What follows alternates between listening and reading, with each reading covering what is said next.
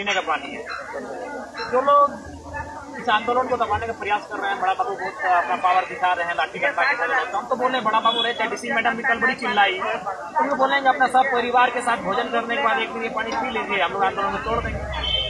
मैंने आपका जान जान है, आपका जीवन जीवन है, बाकी लोग जानवरों को बदतर की रहे, इसका कोई ठिकाना नहीं है। बिल्कुल कल डीसी मैडम ने बहुत चिल्लाई इनके आंदोलन को लेकर। कंपनी सब ईस्ट इंडिया कंपनी का हाल आज भी भारत देश में, कंपनी यानी देश यानी अमीर। तो ये पानी अगर बड़ा बाबू चाहे जो भी प्रशासनिक अधिकारी, चाहे मुख्यमंत्री सुनने में आया, पूर्व के मुख्यमंत्री से लेकर वर्तमान के मुख्यमंत्री तक भी शरीक हैं इस कंपनी के पैसों में।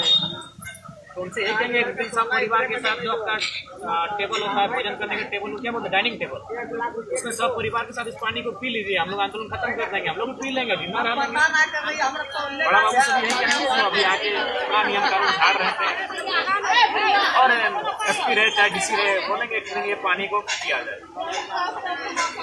बड़ा दुर्भाग्य का विषय है कि आज वार्ता का समय था। हम लोग पहले तो आंदोलन को दबाने के लिए 4 साथियों को अरेस्ट किया गया, तो उनको तो किसी तरह हम लोग अपना संगठन की शक्ति के आधार पर उनको छुड़ाएं थाना से। लेकिन फिलहाल आज वार्ता की बात थी, अगर वार्ता शांतिपूर्ण नहीं होती, और मुझे लगता है कि पहली बार शायद कंपनी के ऊंचे अधिकारियों तक वार्ता जा रही थी, क्योंकि इससे पहले जब भी आंदोलन हुआ 6-7 बार हुआ है, ऊंचे अधिकारी तक नहीं गई। क्योंकि बीच में जो कुछ ही गाँव के लोग हैं, तो सभी जानते हैं कि अगर आज झारखंड की दशा है, तो हमारे बीच के कुछ ऐसे लोग हैं जो चंद रुपयों के चलते गांव वालों के भविष्य को बर्बाद करते हैं। तो ऐसे लोग आंदोलन के ऊपर तक लेकर नहीं गए हैं। और आज एक देखें, कोई स्थानीय नेता है जो शायद विधायिका के चुनाव लड़ते हैं, डीसी मैडम को अपना लेटर पैड में हमारा नाम इंगित करके लिखे कि हम बाहर जाकर यहाँ मैंने अराजकता फैला रहे हैं, जबकि हम लोग शांति से बैठे हैं, नियमों की बात कर रहे हैं। यानी और यही अगर काम उनको ही करना था, ये लोग हम लोग को बोरो क्लियर कह रहे हैं। तो पहला बात, हम लोग झारखंड के हैं, किसान आंदोलन को पूरी दुनिया ने सपोर्ट किया था, तो हम तो झारखंड के नाते तो आएंगे ही सपोर्ट करने के लिए। तो ये काम पहले करते हैं, उसके बाद देखिए वो ज्ञापन लेकर जो गए हैं 5 लोगों के साथ, वो बुढ़ाखाप गाँव का कोई भी व्यक्ति नहीं,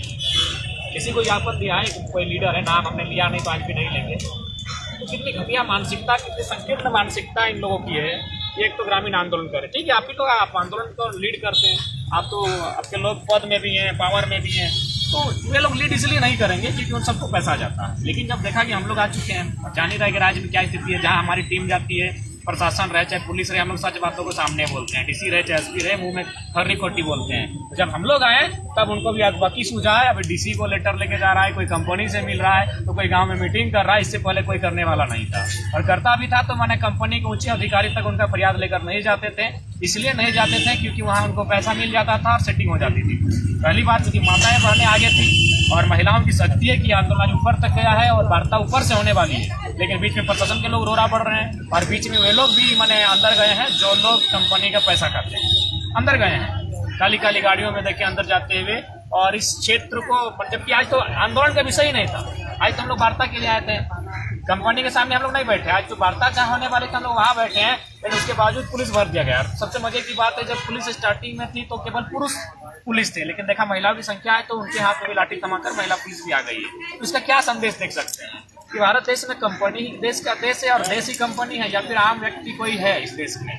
अगर है तो हमेशा लाठीचार्ज के उद्देश्य से ही पुलिस क्यों आती है? आज भी वो लाठीचार्ज के उद्देश्य से आई है। उनके प्रत्येक प्रशासन उनके हाथ में लाठियां हैं।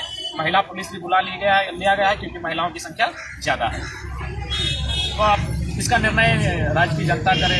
इस प्रकार अन्याय यहाँ के लोगों के साथ हो रहा है। भारतीय संविधान आर्टिकल 21 जो राइट टू लाइफ और प्राइवेसी की बात करता है, उसमें एक आम व्यक्ति को जीने का अधिकार है, लेकिन उसके बावजूद आज हमारे साथ इस प्रकार की घटनाएं आप देख सकते हैं। ये पानी, इस पानी को किस तरह लोग पिएंगे? यही गांव का सबसे शुद्ध पानी है, इससे ज़्यादा शुद्ध पानी गांव में नहीं मिलता है। डीसी मैडम रहे चाहे एसपी साहब रहे या फिर अन्य अधिकारी रहे या फिर जो लोग राजनीतिक लोग पैसा खाकर गाँव वालों को मौत के मुँह में धकेल रहे हैं, उनसे यही कहेंगे एक दिन डाइनिंग टेबल में बैठ के सब परिवार इस पानी को पी लीजिए, हम लोग आंदोलन को छोड़ देंगे। और ये खेतों में जाने वाला केमिकल है, ये खेतों में जाता है। अब खेतों की क्या स्थिति होगी? एक किसान गांव है, कृषि पर आधारित गांव, क्या कंडीशन होगा गांव का आप देख सकते हैं। और ये चावल का तो फिर यही चावल गांव वाले खाते हैं, सब्जियां हैं, गांव के पत्ते हैं, और ये गांव के घर से निकलने वाला जो हम लोग दर्दा बोलते हैं, इस कंडीशन में आज ये गाँव है। लेकिन उसके बावजूद यहाँ इंसाफ तो खैर बहुत मुश्किल है, क्योंकि आज के देश भले आप कहें भारत संविधान एक देश है, खूबसूरत है, दुनिया का सबसे बड़ा संविधान है, अच्छी बात है, हम लोग मानते हैं, लेकिन डॉक्टर बाबा साहब ने कहा था कि संविधान लचीला होगा और चलाने वाले पर निर्भर करेगा। तो फिलहाल भारत का संविधान चोर उचक के चला रहे हैं, चंद मुट्ठी भर पूंजीपतियों की सारी पे चला रहे हैं, कंपनी को कोई आभास भी नहीं है कि मैंने धरातल पर हो क्या रहा है। तो आज बहुत मैंने कह सकते हैं मौत के साये में गाँव वाले जी रहे हैं। और हम क्या बताएंगे, आप धीरज बाबू का फोटो देखे होंगे, मौत की सूचना आपको मिली होगी। 8 साल का एक बच्चा किस प्रकार मौत के मुंह में चला जाता है प्रदूषण के कारण, और एक बच्चा उसी प्रकार की बीमारी से ग्रस्त है। तो न जाने अगर इस कंपनी को नियंत्रण में नहीं किया जाता है, प्रदूषण को, या फिर कंपनी को अगर कंट्रोल नहीं किया जाता है, तो आने वाला भविष्य में न जाने ऐसी कई मौतें आपको देखने को मिलेंगी। फिर एक न्यूज बनेगा, फिर कुछ संवेदना की बातें कह जाएंगी, मुख्यमंत्री रहे या फिर क्षेत्र के स्थानीय विधायक रहे, कुछ बातें कहेंगे, संवेदना के परिवार को 10,000 20,000 मैंने श्राद्ध के लिए खर्च दे दिया जाएगा, एक आश्वासन दिया जाएगा, लेकिन फिर फाइलें बंद हो जाएंगी। फिर 1-2 साल बाद फिर कोई नया, चाहे महिला रहे, पुरुष रहे या फिर बच्चा रहे, मौत के मुंह में से आएगा। और ये कंटिन्यू चलता रहेगा जब तक इस कंपनी को कंट्रोल नहीं किया जा सकता है या पूरी तरह प्रतिबंधित नहीं किया जा सकता है। तो फिलहाल अगर भारत वास्तव में संवैधानिक देश है और राज्य के मुखिया को लगता है कि वास्तव में वो राज्यवासी का भला चाहते हैं, तो इस पर फौरन एक्शन लिया जाए, क्योंकि कहीं ना कहीं आज बहुत दुख और गंभीर विषय है।